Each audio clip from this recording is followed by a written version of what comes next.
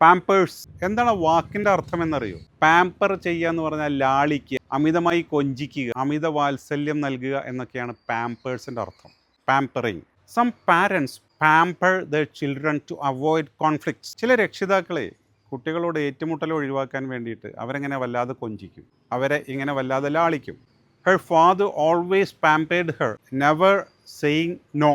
അവളുടെ അച്ഛൻ അവളെ വല്ലാതെ ലാളിച്ചു, ഒരിക്കലും അവളോട് നോ പറയില്ല. If you pamper a child too much they will never learn responsibility. നിങ്ങളൊരു കുട്ടിയെ വല്ലാതെ കൊഞ്ചിച്ചാൽ, നിങ്ങളൊരു കുഞ്ഞിനെ വല്ലാതെ ലാളിച്ചാൽ അവർ ഉത്തരവാദിത്തം എന്തെന്ന് പഠിക്കാതെ പോകും. It is okay to pamper children occasionally but discipline is important.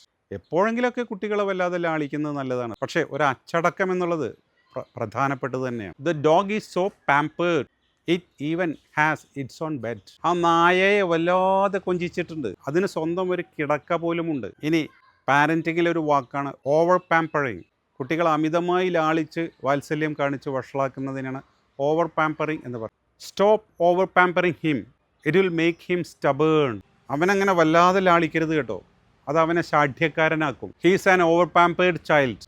ലാളിച്ച് വഷളാക്കിയ ഒരു കുട്ടിയാണ് അവൻ. അങ്ങനെ ലാളിച്ച് വഷളാക്കി സ്വഭാവം ചീത്തയായ കുട്ടികൾക്ക് പറയുന്ന മറ്റൊരു പേരാണ് സ്പോയിൽഡ് ചൈൽഡ്, വഷളാക്കിയ കുട്ടി.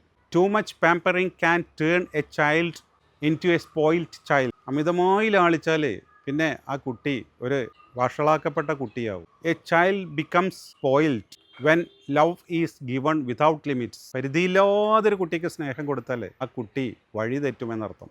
സ്പോയിൽഡ് ചൈൽഡ് എന്നൊരു വാക്ക് പരിചയപ്പെടുത്താനാണ് ഈ സെൻറ്റൻസ് ഉപയോഗിക്കുന്നത്.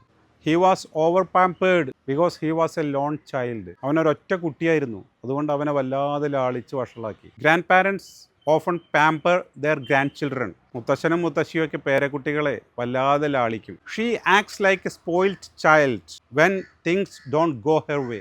അവൾ ഉദ്ദേശിച്ച രീതിയിൽ കാര്യങ്ങൾ പോയില്ലെങ്കിൽ അവൾ ഒരു സ്പോയിൽഡ് ചൈൽഡിനെ പോലെ പെരുമാറും, ഒരു ലാളിച്ച് വഷളാക്കി ദുശാഠ്യം ഉള്ളൊരു കുട്ടിയെ പോലെ. Over pampering may turn a child to a spoiled child. Okay, thank U.